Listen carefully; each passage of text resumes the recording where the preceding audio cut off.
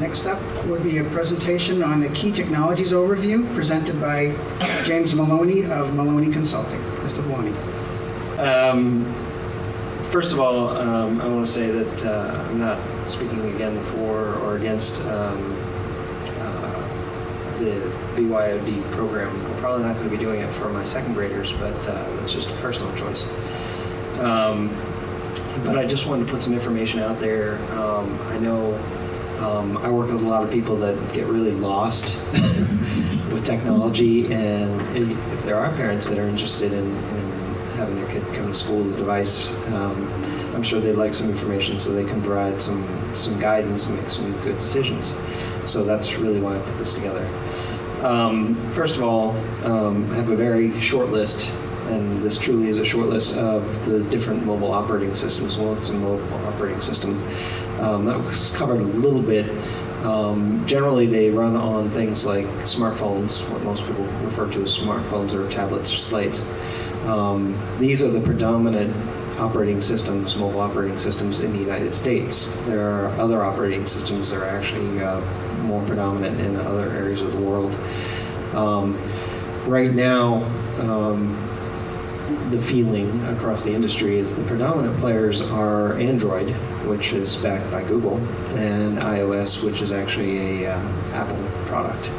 A couple things to know. Actually, Microsoft is going to be coming out with a Windows 8 product, which they hope to actually merge the desktop and mobile environments with that new operating system. I put down a little note that Android and iOS are the predominant smartphone operating systems. There really is no good feeling yet on, no good data yet on the tablet front because it is so new. I mean, literally, tablets have only been around for a couple of years. Were introduced really by Apple with the iPad, but have grown in popularity. My professional opinion is that Android is quickly catching up to iOS in terms of popularity and will likely surpass it some point around 2012 or 2013 in terms of popularity of the operating system, just as a side note. Right now, the Android is actually 43% of smartphones, and iOS is 27% of smartphones. Apps, what are apps? Apps are the little things that you can essentially go to a marketplace or an app store. Actually, Android or Google calls theirs the Android Marketplace or Market, and Apple calls theirs the Apple App Store.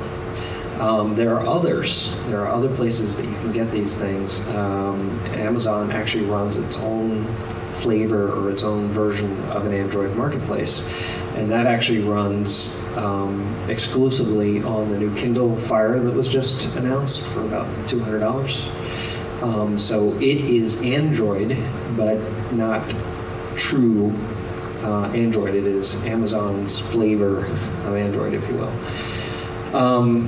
I put the note on free apps because, well, the economy really isn't all that great right now. And free apps can really help. And there is a much bigger community of free app developers out there for the Android marketplace, at least at this point, versus paid applications on the Apple side. The price points for these devices. I suspect a lot of people are thinking about or are likely to pick up tablets.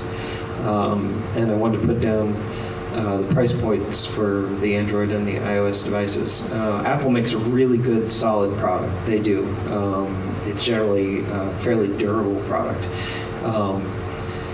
But the price points for Android have dropped significantly over the last even few months. I'm actually able to find devices around $100 now.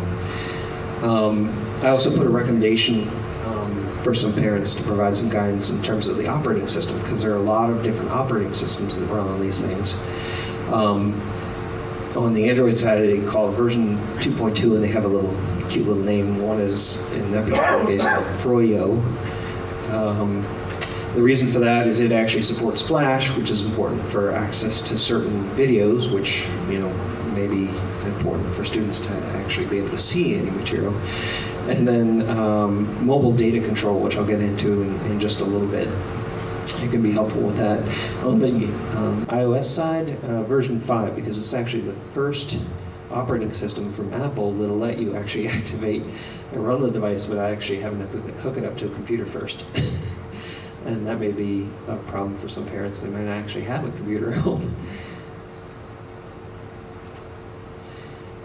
As far as whether or not parents and students and teachers are going to know whether or not the device is going to be on Wi-Fi or 3G or 4G connection, that's been a kind of a concern of mine, and really the only good indicator until you get deep into the operating systems are these little icons right here. That's on the Android. Basically that symbolizes or signifies Wi-Fi, and this signifies a 3G connection. This is through usually a data provider, as was just gone over. And this is generally a local connection, either your house or the school or something like that, something within line of sight. And then for Apple, this is the indicator you get for Wi-Fi, and this is your 3G or 4G connection indicator. Now, the thing that a lot of these device manufacturers do is they set it up to prefer your home wireless network, and they do that for good reason, because the more often you're connected to your home network, the less you're using their network, so it costs them less money. So what you'll generally find is these devices, once you get home, will automatically see that your SSID is broadcasting from your wireless transmitter, usually next to your computer, or wherever your cable or phone line comes in. And it automatically connects to Wi-Fi, and that's its preferred network. But when you leave the house, it'll pick up on 3G, and that's how you get your data usually. Another thing to note is 3G and 4G technology usually has caps. Once you go over those caps, you usually pay a lot of money, usually a premium.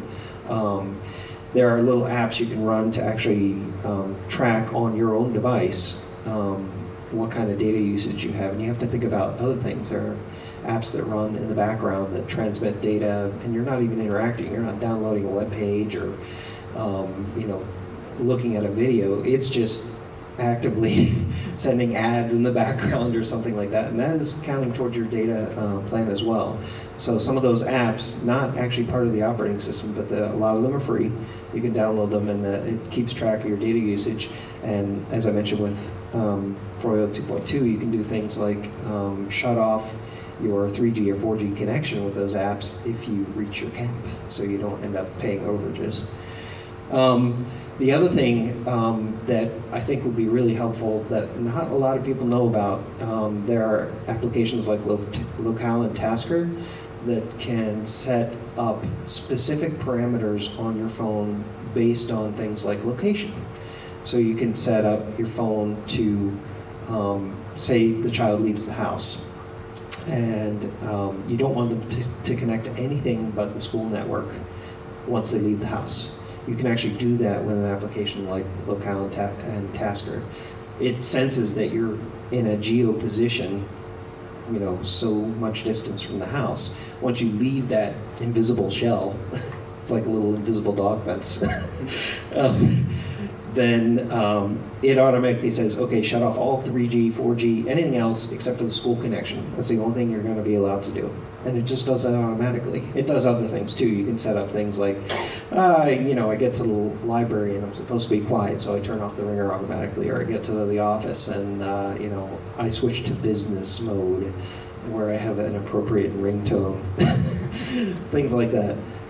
So those types of applications can be really helpful, and I think it would be good for parents, teachers, administrators to know about those. Those actually do generally cost money though, but most applications are quite inexpensive. They run in the like $3 to $5, $6 range.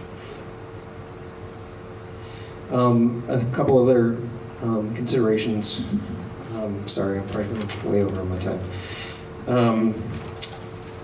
are the things that these devices support is all over the radar. Some of them support Flash, some of them support YouTube content, some of them support DRM or digital rights management content, some do not. Some support specific kinds, others do not. What I'm trying to say is, depending on the combination of device, operating system, app you're running, browser you're running, you may or may not have access to all kinds of things. And there's no really good way to know exactly what you will and will not have access to until you try it.